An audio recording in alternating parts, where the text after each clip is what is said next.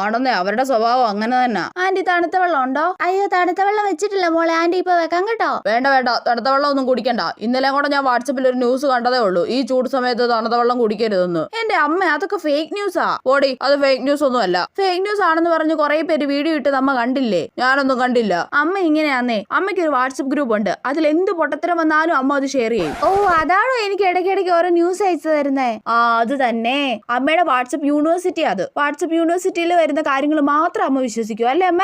ആണോ ചേച്ചി? ഇന്ന് വാട്സപ്പ് യൂണിവേഴ്സിറ്റിയിൽ ക്ലാസ് ഒന്നും ഇല്ലേ അമ്മ? അയ്യോ നമുക്ക് ആന്റിയുടെ വീട്ടിൽ 2 ദിവസം നിൽക്കായിരുന്നു, അല്ലേ അമ്മ? ഒന്നും മിണ്ടുന്നില്ലല്ലോ, എന്തു പറ്റി? ഇനി പിണക്കമാണോ? ഇന്ന് മഴ പെയ്യും തോന്നല്ലേ അമ്മ? ഏതേ പിന്നെയും മിണ്ടുന്നില്ല, ഇത് പിണങ്ങിയത് തന്നെ. അമ്മ ജ്യൂസ് അടിച്ചു തരുമോ? ഞാനേ വാട്സപ്പ് യൂണിവേഴ്സിറ്റിയിലെ ക്ലാസ് കേട്ടോണ്ടിരിക്കുക കേട്ടോ, വേണമെങ്കിൽ സ്വന്തമായിട്ട് പോയി ജ്യൂസ് അടിച്ചു കുടിക്കും. അല്ല പിന്നെ അധികം കളിയാക്കണ്ടായിരുന്നു. ഇനി ഒരാഴ്ചത്തേക്ക് ഇതും പറഞ്ഞ് പിണങ്ങി നടക്കും.